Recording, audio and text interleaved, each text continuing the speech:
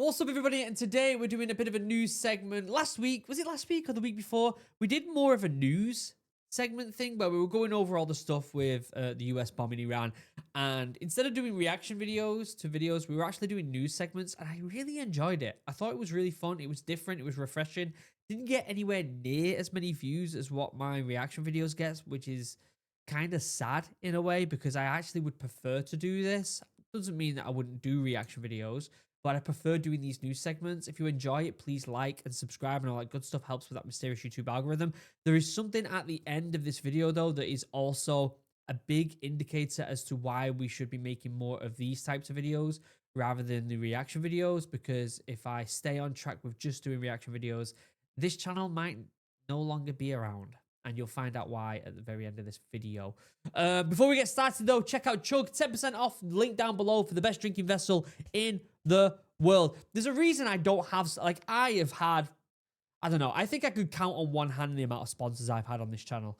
And I've had this as a sponsor now since, like, November last year because, in my opinion, I only want to do sponsors with things that I genuinely use and I trust.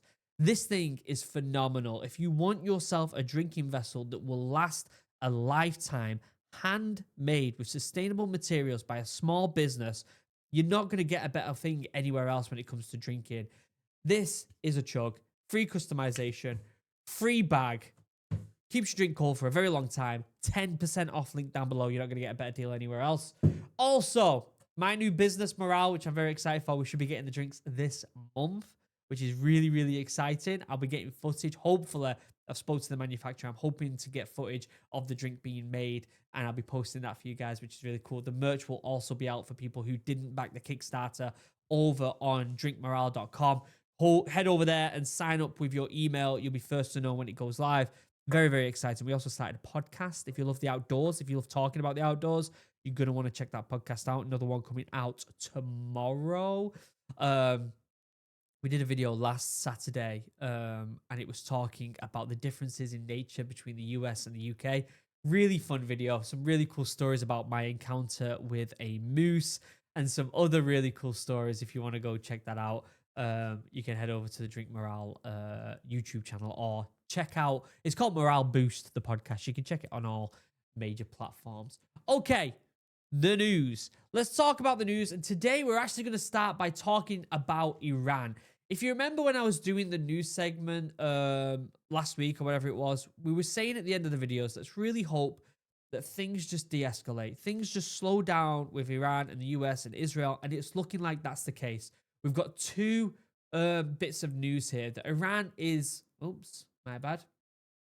Iran is still in a position to do talks with the US, and which is really good. They're still in a position to do peace talks, which is really, really satisfying. But the other one as well, and I don't know where it went because I just refreshed the page and it's just disappeared on me.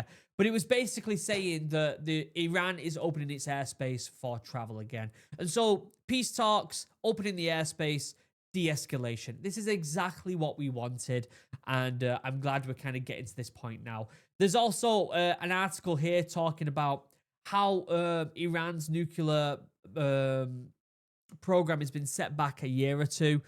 You know, I think that this was quite a lot for it to just be set back a year or two. I don't know whether Iran was necessarily close to having nuclear weapons. I think Israel has been spinning that story for pretty much the whole time I've been alive, that Iran are on the brink of having nuclear weapons. So to believe that it's happening now is quite a hard thing to believe. But either way, we don't want anyone to have nukes. And so knowing that if they were going to make nukes, they've been set back a year or two, that's really nice to hear. On this other side of it as well, it does make me worry that they are going to start just buying nukes from people like Russia, especially because the Russian economy is absolutely tanking right now. If you don't know about what's going on with the Russian economy, it is bad. It is very bad. You know it's bad when a dictatorship like in Russia are starting to announce that it's going to be bad, because usually they hide a lot of the stuff. They hide what's actually going on, but they're actually saying it's going to be bad. And I think this is a great segue to talk about the Ukraine-Russia conflict. The deputy head of Russian Navy killed in Ukraine by Ukraine in the Kursk area in, says Moscow. This is massive, massive news. This guy was appointed, I think it actually says in March. Where is it? It was appointed, I'm pretty sure it was in March this year. Major General Makhil Gudkov, who served as the second in command of Russia's Navy. Second in command. Just let that sink in for a minute. Second in command of Russia's naval forces, was killed on Wednesday during military operations in the western part of the Kursk region near the border with Ukraine. His death occurred after a Ukraine assault targeted a Russian command center in Korenovo. I wish I was better at saying these names. Located approximately 30 kilometers from the border during the ongoing fighting with Ukraine's expected offensive in Kursk in August 2024. In March 2020, so it is March 2025, President Putin named Gudkov to a top leadership role in the Russian Navy. He also commanded a Marine brigade from Russia's Pacific Fleet engaged in the conflict in Ukraine. So this is massive. This person was promoted in March by Putin himself, and then Ukraine actually took him out. And this is being spouted by 193 different news sources. It's very much, it says it's biased distributed to the right, but we're talking 36%, 31% left, 34% center, 36% right. You know, like it's being shouted at by all the major news platforms. So this is super interesting. Massive development. This comes after Ukraine have absolutely destroyed a lot of the aircraft that Russia have had. Russia are now going into an economic collapse, which is insane. And now Ukraine is successfully taking out major targets in the Russian military. I think this is a massive win for Ukraine. And it just, at the moment, a lot of the news that I'm seeing is very much negative news for Russia. This also comes from this news article that I saw and got sent to me, that Russia is struggling to build warplanes. This comes after the Ukraine destroyed a bunch of them. Now, it goes into a little bit more detail with this individual on X called War Translated. He's saying Russia is expanding its aircraft plant in Kazan, where it produces bombers. According to Finnish, which is the planes that Ukraine targeted, by the way, during that really interesting drone attack that was replicated by Israel in Iran. According to Finnish broadcaster Yle, that's how you say it, analysts report that several new buildings have appeared on the site, with a total area roughly equating to 3 football fields. The expansion is expected to be completed by the end of next year, with around 1 billion euros invested in the plant's modernization, which is absolutely insane. So here's some of the images here. You can see the circled areas here with no building there, and then boom, buildings implemented in these areas. Let's just go back again so people can see that.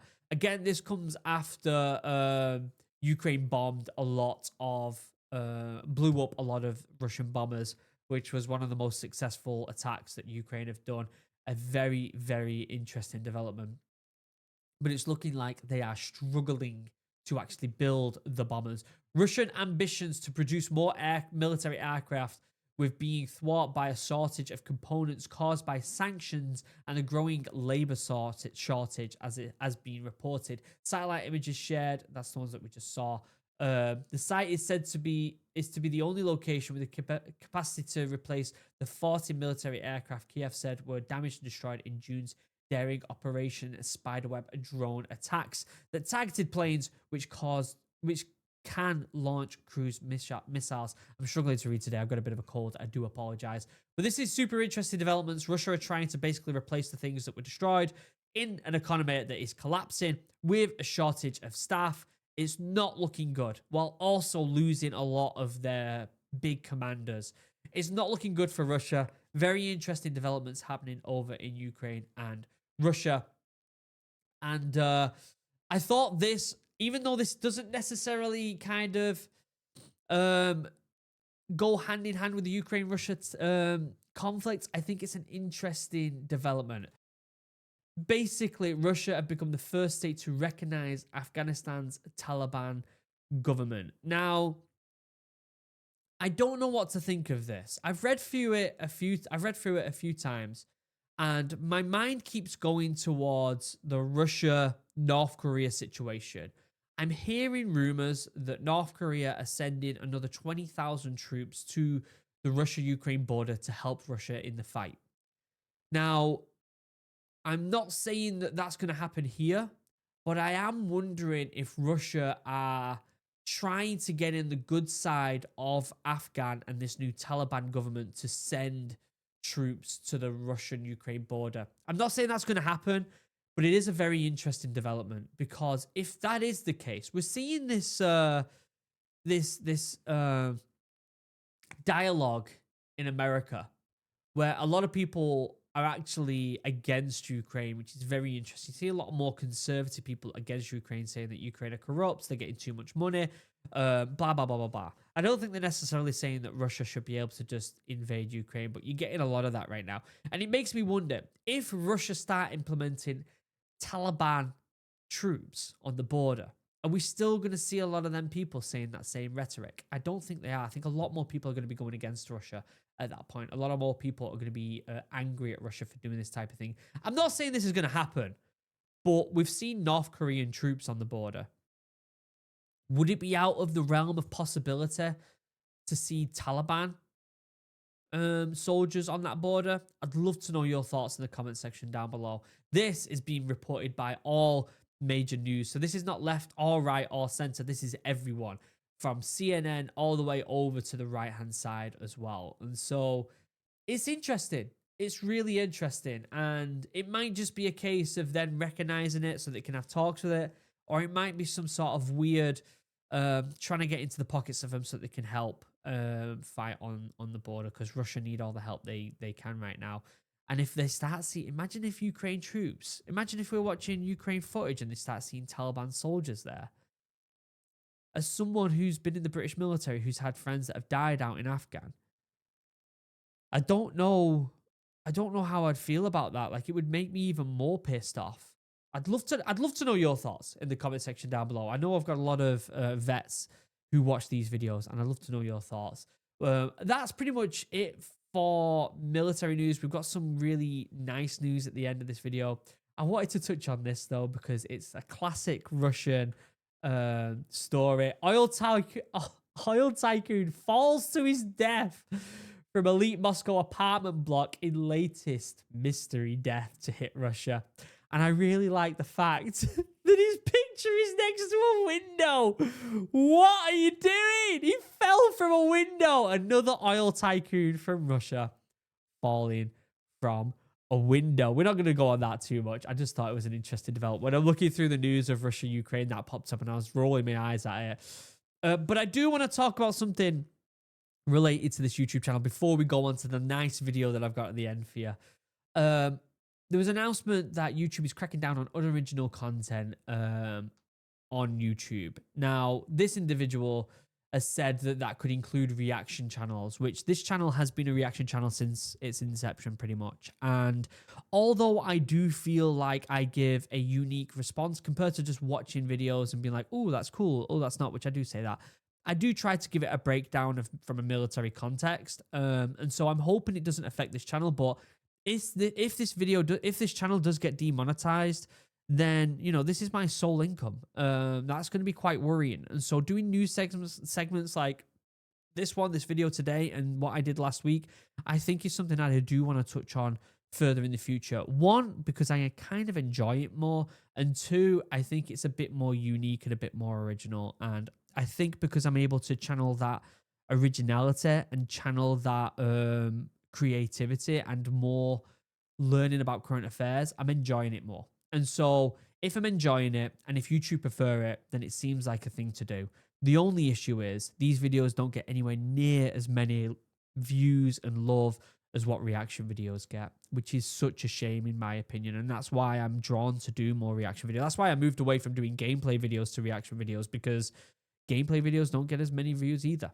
So if you're watching this video and you want to help support the channel, do us a favor, just like the video, subscribe, turn on notifications, do all the usual stuff that might help with that weird, mysterious YouTube algorithm, because who knows where this is going to go in the future. And I want to be here with you guys to learn and grow and develop as a community.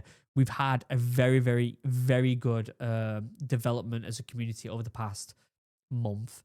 where we was doing these news segments, and the dialogue we were having in the comments was fantastic. And so I kind of want to just keep moving ahead with that. So let me know what you think. And let's end this news segment with a really, really good video. 100-year-old World War II veteran doing chin-ups on a tank. Let me turn the volume on with this. This is crazy. Are you ready? 100 years old. Are you kidding me? 100-year-old World War II vet doing chin-ups on a tank. What an absolute legend. Ending it there on something really nice. Check out Chug, 10% off, link down below, and check out Morale as well. Other than that, I'll see you in the next video. Have a wonderful day. Goodbye.